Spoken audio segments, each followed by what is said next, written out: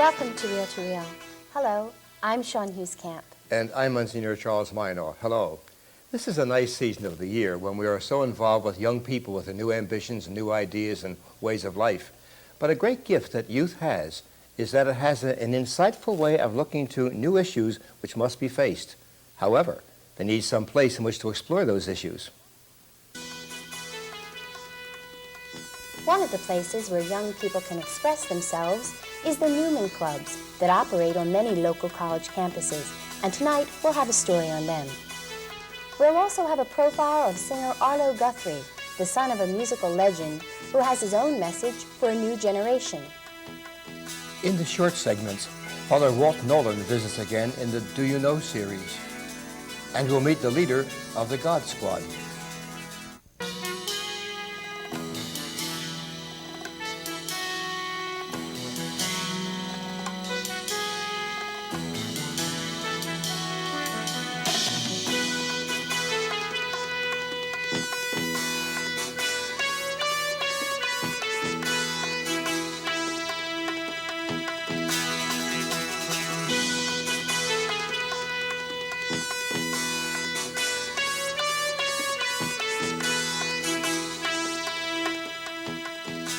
All college students are concerned about getting a good job, but many are also concerned about making the world a little more livable for everybody, and some of those students belong to Newman Clubs.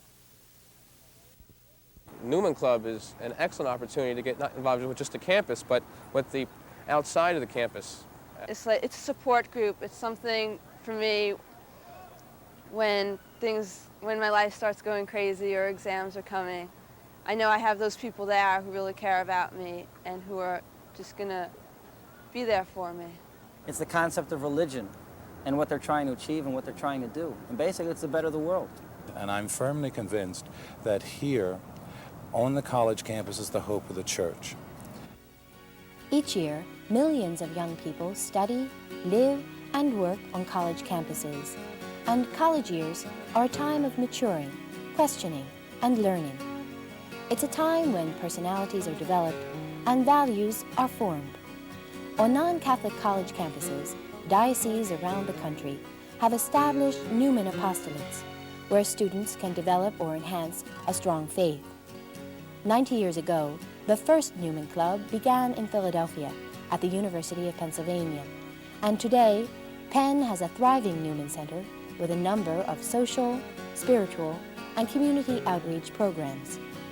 Father Charles Hagen is chaplain of Penn's Newman Center. The purpose of Newman Center as a college campus is to give it a place for Catholic students to feel their identity as Catholics, to participate in liturgy, social activities, educational programs, retreat and community outreach type programs.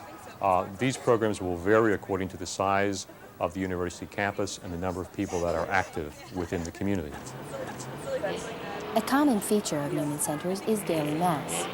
In many ways, Newman apostolates serve as campus parishes, where students and university employees can celebrate Mass. In the Delaware Valley, Penn's Newman is perhaps the most active. During the school year, as many as 5 spiritual retreats are conducted, and Sister Catherine Pisarczyk often serves as retreat director. I believe the basic purpose for them is to be able to remove themselves from the campus and to step back from daily life, to step back and slow down, take a look at where they're going, to give themselves time to reflect whether or not those choices are really their own. And one of the things at the retreat was every talk ended with, "Now it's your turn." And people apply that in different ways. And basically, I guess they want you to realize that it's your turn to start being active and involved in the church. At least that's how I took it. Lectures, speeches, and discussion groups concerning social and political issues are typical of many Newman Centers. And last spring, Penn's Newman took part in a campus peace fair. Father Robert Drinan, a former United States Congressman from Massachusetts, spoke on nuclear disarmament. nuclear weapons may never be used for any purpose, any military objective. It's very, very clear. Through programs like the Peace Fair, these Newman students are maintaining a tradition of social concern on the very same campus in Philadelphia where the Newman Apostolate was founded. Newman Centers are named after Cardinal John Henry Newman, who worked extensively at Oxford University, bridging the gap between the university, the church, and the community. Across the Delaware River from Philadelphia, Camden, New Jersey is the location of Rutgers University. The Newman Club members at Rutgers are working to keep the city alive by spending time with senior citizens and tutoring local school children. Some say that Camden is being reborn, and these Newman students are contributing time to that rebirth. I tutor because I find it very rewarding to help the students, and it makes me feel good in return. I feel as though I'm really accomplishing something if I have a student and they don't know what's happening in class, they don't understand, and then they leave teaching me, you know, what they're learning. And if I don't accomplish that, I don't feel as though I've accomplished anything when I tutor. 10 Rutgers students go to Center City Catholic School for about an hour each week to work with 7th and 8th graders in reading and math. There's hope for a rebirth, and I believe that, again, Center City Catholic is one of those areas of rebirth because of the children, the potential that lies there, because who knows, maybe a future mayor of Camden is in that school, or a city councilman, or maybe a governor or a president, and the fact that, you know, I go there and the other kids from Rutgers that go there, I think that's very, very important. Rutgers is a commuter campus, and many of the students live in South Jersey's suburbs. For them, Newman activities bring them into a whole new world. I'm a new student to Rutgers, and I would take the speed line in and I would walk through Camden to get to the campus. And something didn't jive with me when I noticed the disparity between a really beautiful campus and the streets and the people and the houses and the condition of life that I see as I walk to this campus. And I don't feel that in good conscience. I could just go home to my house in Cherry Hill and walk through this town oblivious to the plight. One of the things that I can do as an individual is to help the people here.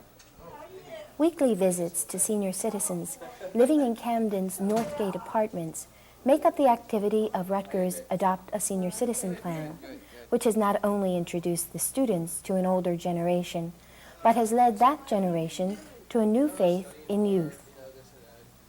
Agnes, were you surprised the first time a young person came to visit you? Yes, I was. What was it like? It was very nice.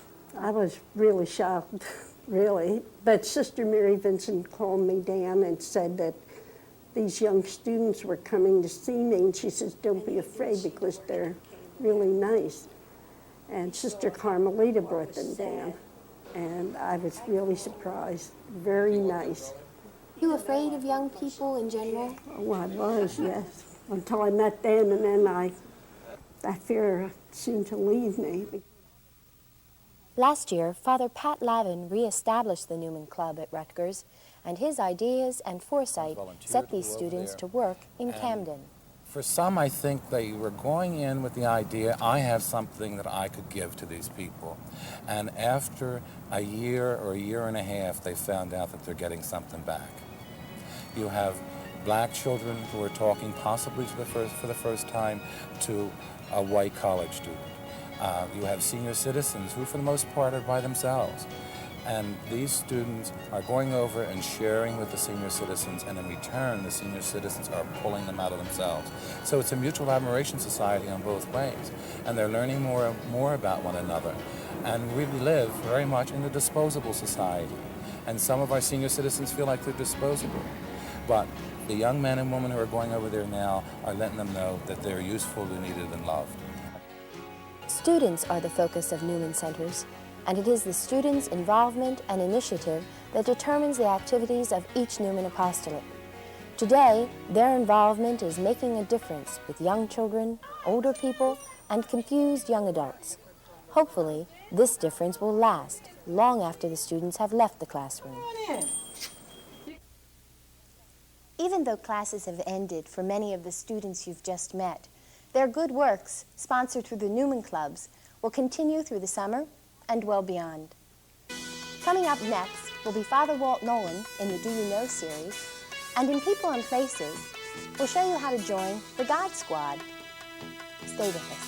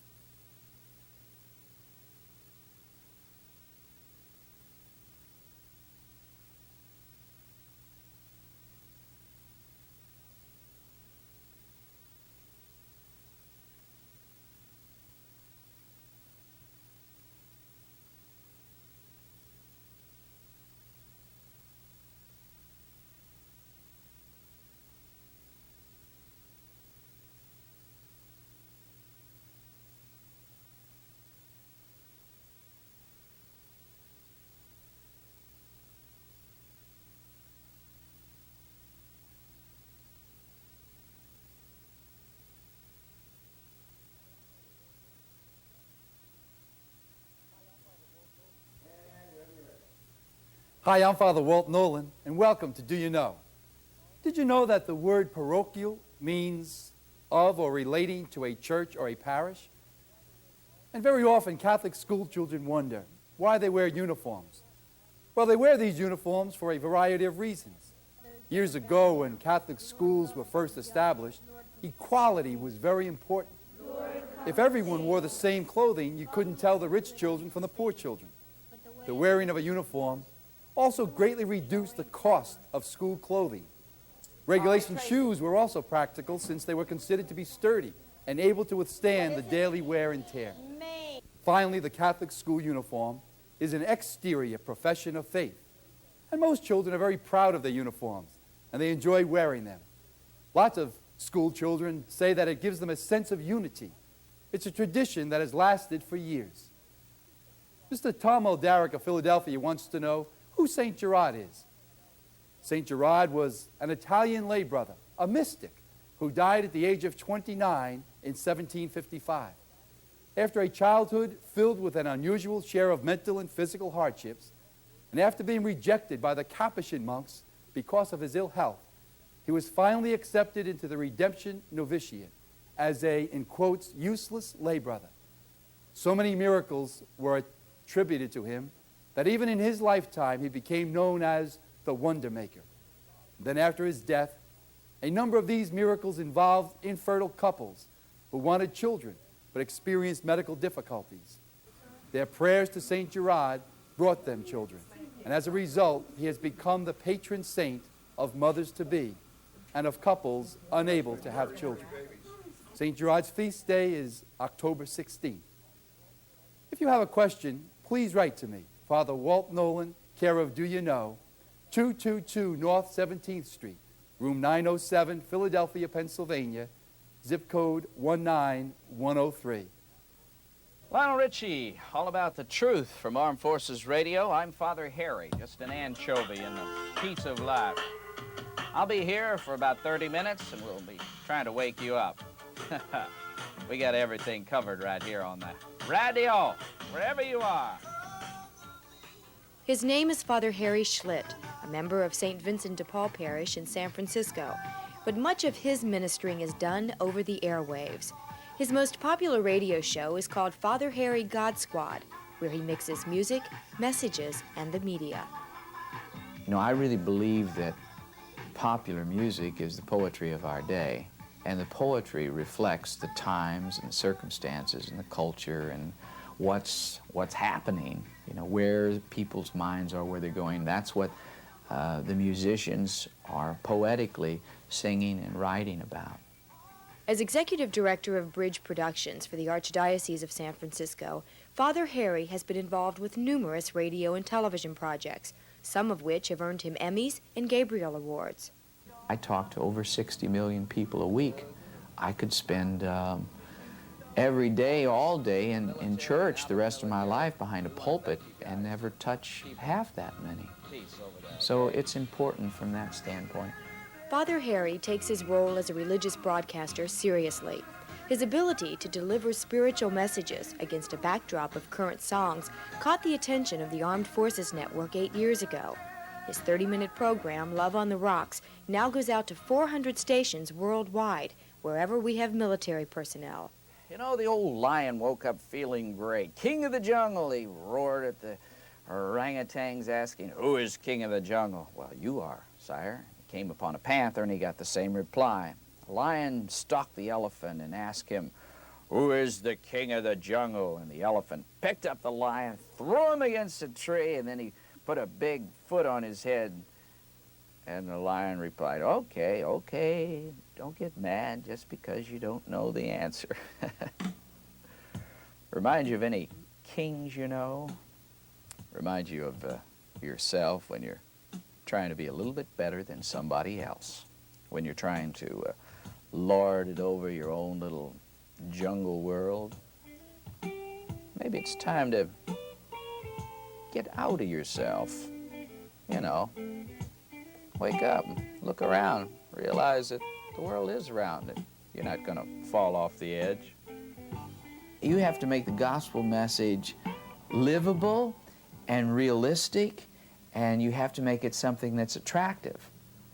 And you have to make it something that means something. And God ultimately is going to give that faith to that person. So I kind of feel like I'm Father Feel-Good. You know, I want people to feel good about Roman Catholicism or about religion. But it'd be no good if I didn't have love. Love on the rock. Big hope and love, there's one that's above. And it'd be no good if I didn't have love.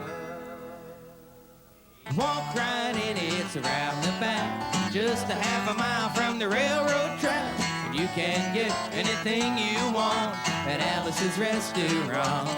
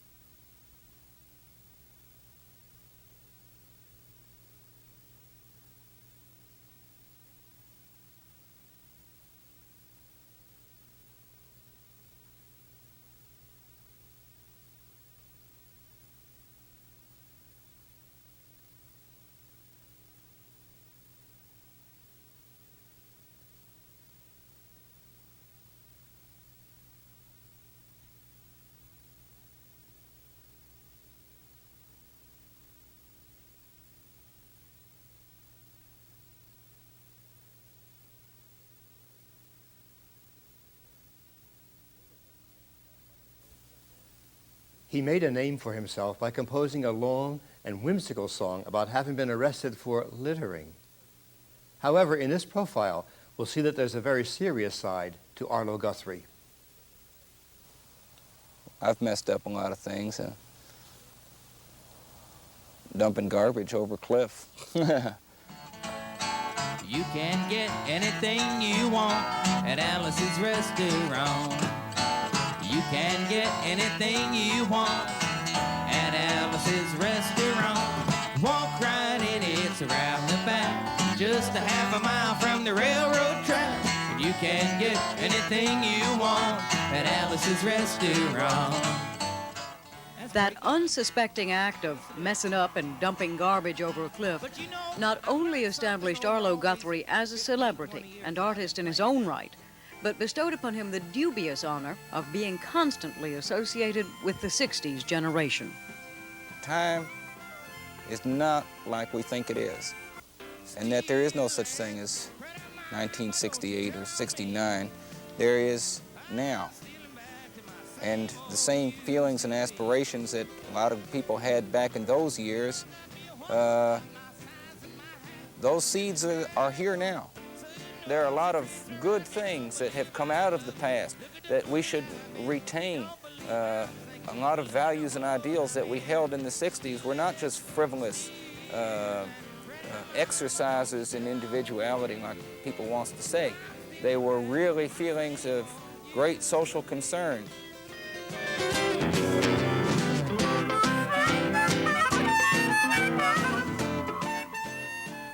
Like his father, Woody Guthrie, before him, Arlo has always been committed to issues of social concern. He does many benefit performances, particularly for environmental causes. But Arlo still goes on the road with his band Shenandoah. This performance at the Wax Museum in Washington, D.C. was one of the many stops on this tour.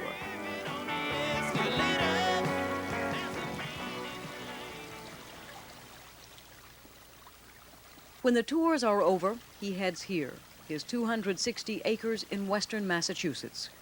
It was on this land that a new dimension in Arlo's life was realized.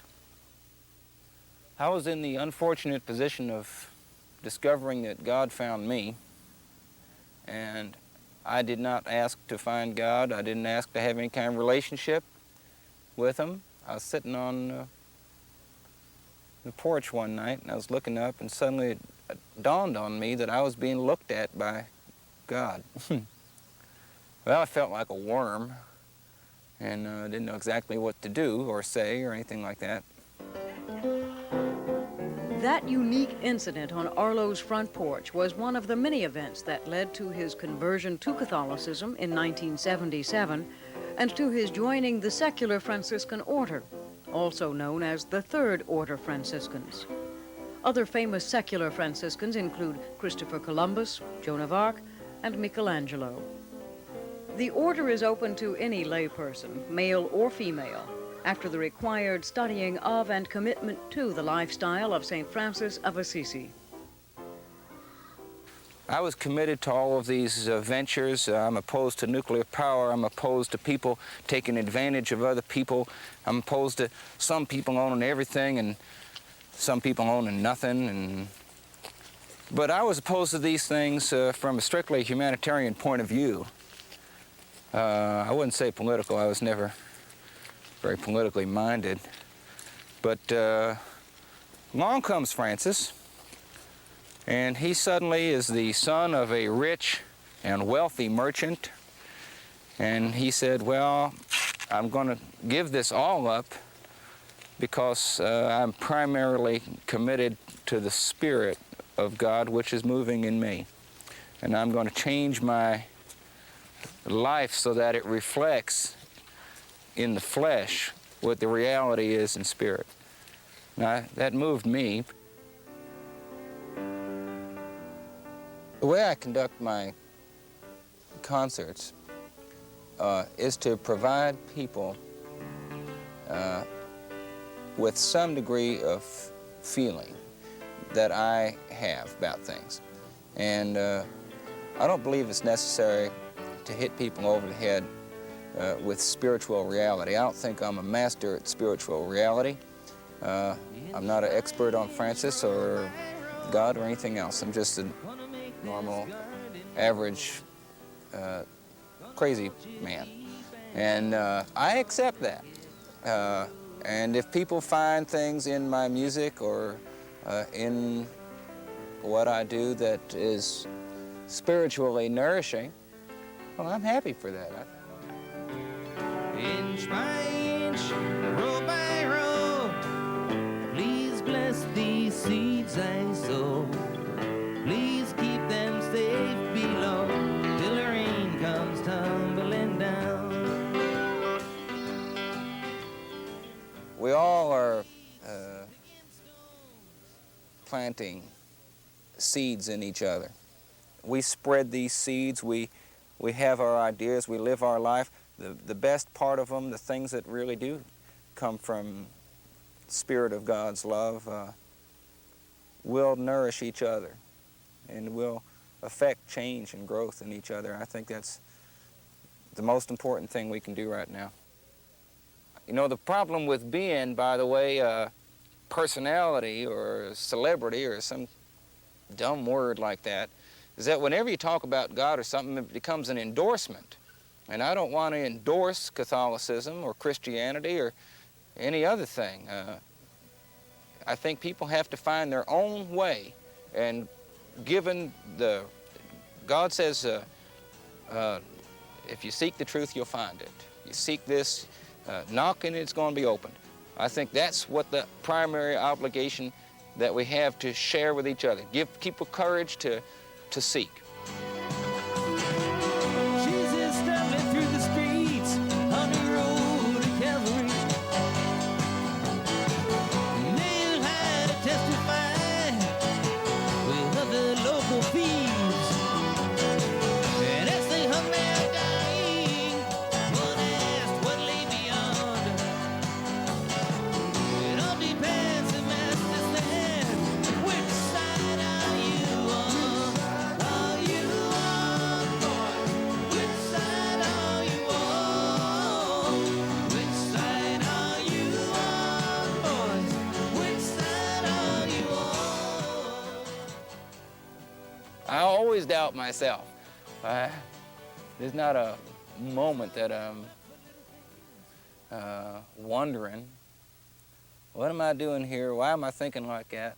What's wrong with me? Why can't I be like everybody else? But I have to say that I have given up on being normal and adjusted and integrated. And I'm getting perfectly happy to be fragmented, miserable, and otherwise disorganized.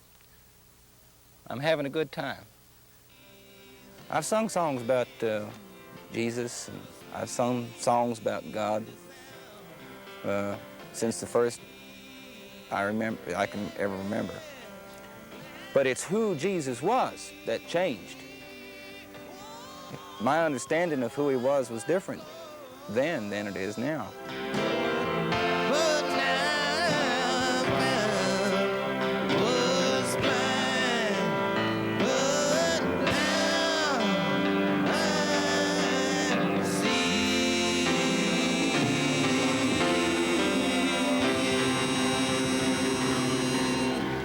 Good night, everyone. Thank you again. When we began tonight, we talked about young people and the great gifts that they have for being able to spot issues that must be addressed. Well, Arlo Guthrie certainly has found a way to express his ideas, and they're still viable today, even though he began them in his own youth. Next week on Reel to Reel, we'll show you how and why a drug and alcohol counseling program for students is successful, and we'll travel to Mexico to see a different kind of educational program that is also succeeding. In the short segments, Liz Andre will review a children's book that is popular with adults. And we'll meet a priest who is a recovered alcoholic, helping others go straight. We'd like to take this opportunity to wish all of you a happy Father's Day. And I'd like to say happy Father's Day especially to my dad. Thanks as always for being with us. It's nice to see you again. Goodbye, and God bless you. Good night.